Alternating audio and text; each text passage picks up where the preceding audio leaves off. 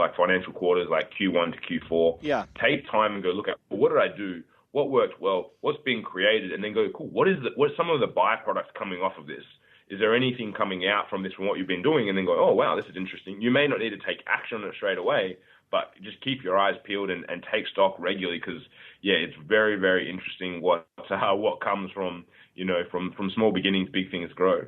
Well, and also you make a good point in taking stock each quarter of what's happening. You also might decide to cut something off because it's not making any money. Maybe it's dragging you down and not allowing you to take advantage of a better opportunity. Yeah, 100%. There's always 80-20 principle. Even if it's clients, and like it's the same for us. Like we look at it and go, cool. There's 20% of our clients that take 80% of our time, but there's also 20% of our clients that generate 80% of our income. And they're generally very different portions. It's not the same client that takes 80% of your time that generally is generating you the most revenue. So it's like, well, that's interesting. If you could cull the 20% that take up 80% of your time, and you could increase and focus on the 20% that generate you your 80% of your revenue, then, if you do that once a quarter as well, you're going to be in an astronomically different position at the end of a year versus at the start of a year. Yeah. You have a motto on the bottom of your webpage, which is, you can win in business, but you need to be prepared to win. I love that because it's such a great message for everybody. I think oftentimes people are winning and they don't realize it, and they might stop what they're doing.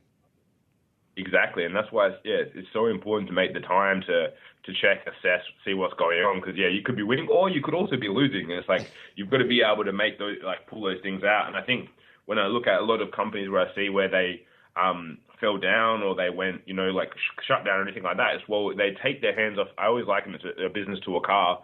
So they take their hands off the steering wheel. And so if you're not steering and you're not looking at the gauges and you're not seeing what's going on, you can't make accurate decisions. Look at all the companies like Blockbuster, Kodak, all these things where they went under because, well, they took their hands off the steering wheel. They're like, no, we're not going to nothing's going to happen to us. But it's like, well, all you need to do is actually pay attention to the market, and you would see so many different things happening and the way that things are shifting. It's like, well, they just took their hand off the steering wheel. They didn't take stock. They didn't assess what's going on. Otherwise, they'd still be here. Yeah, sure. Kim, what's next for your business? What are your lofty goals here in the near future? The big thing is doubling down on what we've done last year, and just really enhancing it. Like, we've got a great team behind us. There's 7-8 of us now in the team. So just focusing on our new product, which we've just released, and then just doubling down and focusing on all of our clients and making sure that they keep getting phenomenal results. Because in reality, if we're successful, it doesn't really matter. The most important thing for us is that our clients get equally as great success as we do. Yeah. Now, I don't want people to be intimidated that are listening to the show that Kim's from Australia, because he did tell me before the show he does a fair amount of business over here in the U.S. So if something resonated with you on this show that Kim can provide, or if you've been on his website, or if you take the time to go on, please reach out to him, because a lot of valuable lessons in today's discussion, Kim. I really appreciate you being open and honest about your business and what you offer people. No, for sure. Thank you so much for having me. It's been a pleasure. Yeah. Any last-minute thoughts for everybody, and where can they reach you if they do want to send a message to you?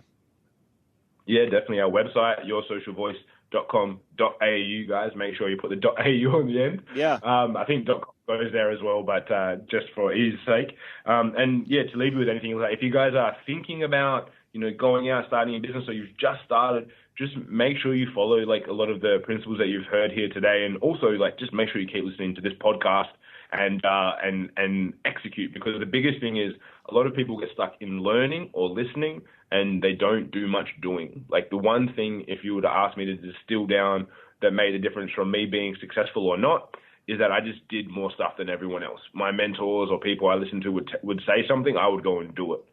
So as long as you do that, then I feel like you're going to be guaranteed success in some way, shape, or form. Yeah. Hey, let me ask you one last question, because you said something. Who are your mentors? Who do you aspire to listen to, or who do you aspire for? There's so many that I take from all different walks of life. Like, probably in Australia, I'm in a lot of big mastermind groups. One of my first and greatest mentors is a guy called Ben Simkin, who's a real gun when it comes to Facebook and digital marketing. And then on the other side, from my mentors from books and audios, is a guy called Jay Abraham, arguably the greatest marketing mind in the history of the world so far, I would say. And then just people in the world of direct response, guys like David Ogilvy and things, which have run advertising agencies and wrote some of the very first ads in the history of advertising. So, yeah, they're the guys that I learn from. Even though some of them have passed, I still learn from them today by reading their books and listening to audios where I can get them as well. Well, Kim, I really appreciate your wisdom and insight all the way from across the pond. It's amazing how similar things are in both of our countries, and I really appreciate your time today. My pleasure. Thank you for having me. All right. Well, I really hope that you gained something out of that. I will tell you, my favorite part of this interview with Kim was talking about the byproduct of your business. Now, in the intro, I talked about I personally have 5 businesses going right now, or 5 revenue streams that I consider businesses. And what that is it's a byproduct of the businesses that I've created. So if you can keep a watchful eye out for opportunities and ways that you can grow what you're doing, you will find that byproduct. And his point about evaluating your business every quarter for opportunities, sometimes those are opportunities for what you're doing. They're opportunities meaning that byproduct, or they're opportunities to evaluate what you're doing. Maybe it's not the right thing. Maybe it's not a business that will be successful, and the opportunity is really to shut the door and go somewhere else. So evaluating your business is so important, whether you do that quarterly, semi-annually. I would say at a minimum semi-annually.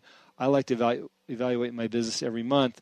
My business partner Eric Morley always talks about restarting, and that's basically what he means, is looking at the business, restarting where you're at and going, okay, what are the opportunities that we have right in front of us right now?